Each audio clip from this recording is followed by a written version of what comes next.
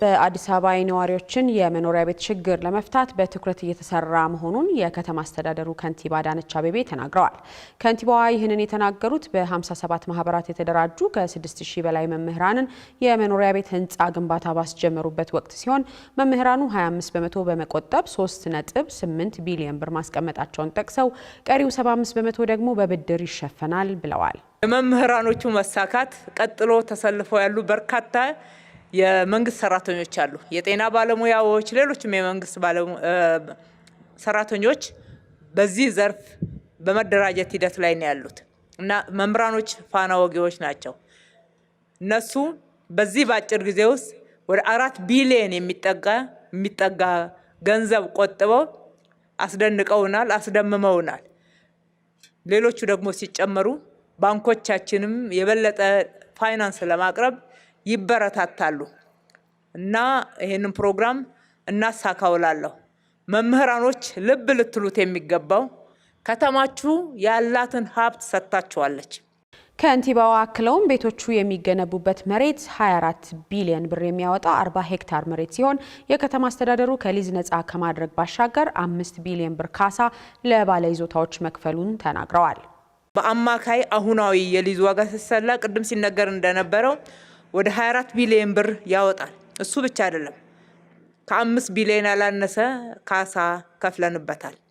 ይሄ አንድ ላይ ሲሰላ ለመምህራኖቻችን የሰጠነው አክብሮት ቅድሚያ ለሙያችሁ አገርን ለመገንባት ትውልድን ለመቅረጽ የምትከፍሉት ዋጋ ምን ያህል በመንግስትም ዘንድ በህዝባችሁም ዘንድ ክብር እንዳለው ይህንንም በተግባር እንዳሳየን እንድታዩት።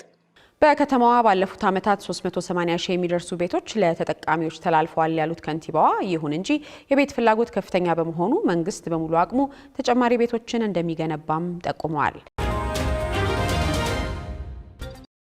ኢትዮጵያና ቻይና የ200 ሚሊዮን ዩዋን የገንዘብ ድጋፍ ስምምነት ተፈራርመዋል። የገንዘብ ሚኒስትር አህመድ ሽዴ በኢትዮጵያ የቻይና አምባሳደር ቼን ሃይ ጋር ካካሄዱት የሁለትዮሽ ውይይት በኋላ የልማት ትብብር የገንዘብ ድጋፍ ስምምነቱን ተፈራርመዋል። ይህ የገንዘብ ድጋፍ ፈጣን ውጤት የሚያስገኙና ለኢትዮጵያ ሕዝብ ቀጥተኛ ጥቅም የሚሰጡ ፕሮጀክቶችን ለመደገፍ የሚውል መሆኑንም የገንዘብ ሚኒስትር አስታውቀዋል። ሚኒስትሩ አህመድ ሽዴ ኢትዮጵያ በሁለቱ ሀገራት መካከል ያለውን ዘመን ተሻጋሪ አጋርነት ለማጠናከር ያላትን ቁርጠኝነት በውይይቱ ወቅት አረጋግጠዋል። አምባሳደር ቼን ሃይ በበኩላቸው አሁን ላይ የሚተገበሩ የኢትዮጵያ ፕሮጀክቶችን ጨምሮ ቻይና ለኢትዮጵያ የልማት ጥረቶች የምታደርገውን ድጋፍ አጠናክራ እንደምትቀጥልም ገልጸዋል። በሌላ የድጋፍ ስምምነት መረጃ ደግሞ የጃፓን መንግስት በኦሮሚያ ክልል አርሲ ዞን በለሙ ቢልቢሉ ወረዳ ለሚከናወነው የመንገድ ግንባታ ፕሮጀክት ድጋፍ ለማድረግ የሚያስችል ስምምነት ተፈራርሟል። የጃፓን መንግስት ከበጎ ፎረም ፒፕል ሪሊፍ ኤንድ ዴቨሎፕመንት ኦርጋናይዜሽን ጋር በመተባበር የሚያከናውነው ፕሮጀክቱ በለሙ ቢልቢሎ ወረዳ በሚገኙ 4 ቀበሌዎች ለሚኖሩ ከ28 ሺህ በላይ ለሚጠጉ ሰዎች የጤና፣ የትምህርትና መሰረታዊ አገልግሎቶች ተደራሽነትን ያሻሽላል ነው የተባለው። በኢትዮጵያ የጃፓን አምባሳደር ሺባታ ለዚህ ፕሮጀክት ሀገራቸው ከ90 ሺህ የአሜሪካ ዶላር በላይ ድጋፍ እንደምታደርግ ጠቅሰው መንገዱ ሲጠናቀቅ በወረዳው ያሉ ቀበሌዎችን የሚያስተሳስር መሆኑንም ተናግረዋል። በፊርማ ስነ ስርዓቱ ላይ የተገኘችው አትሌት ሻለቃ ደራርቱ ቱሉ በበኩሉ አካባቢው እሷ የተወለደችበት መሆኑን ጠቅሳ ፕሮጀክቱ በተለይም በክረምት ያለውን የህብረተሰቡን የመንገድ ችግር የሚፈታ ነው ብላለች። የአዲስ አበባ አካባቢ ጥበቃ ባለስልጣን ፌስታልን የሚተኩ ምርቶች በበቂ መጠን ገበያ ላይ ባይኖሩም ተኪ ምርት ስለሌለ ብሎ ፌስታልን መጠቀም እንደማይቻል አስታውቋል። በገበያው ላይ ፌስታልን የሚተካ በቂ ምርት አለመኖሩን የጠቀሰው ባለስልጣኑ ተኪ ምርቶችን የሚያመርቱ ተቋማትን ለማገዝ መሬትና ብድር የመስጠት ስልጣን ካላቸው አካላት ጋር እንዲገናኙ ማድረጉን የገለጸ ሲሆን ነገር ግን ተኪ ምርት የለም ብሎ መጠቀም ከተጠያቂነት እንደማያድንም ጠቅሷል።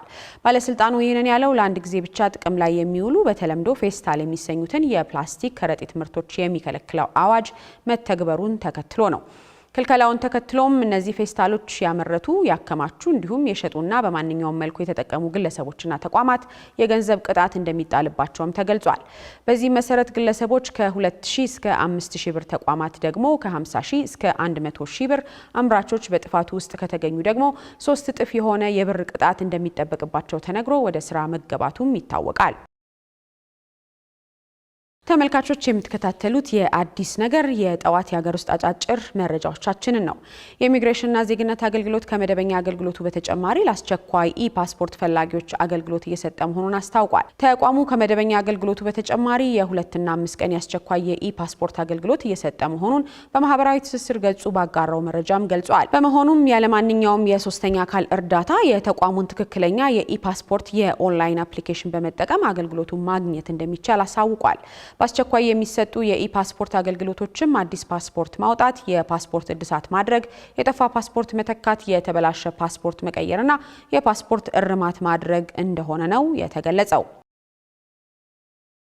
የአዲስ አበባ ቱሪዝም ኮሚሽን የከተማዋን የቱሪዝም መዳረሻዎች ለማስተዋወቅ ያለመ ብስክሌት በአዲስ የተሰኘ ፌስቲቫል ማዘጋጀቱን አስታውቋል።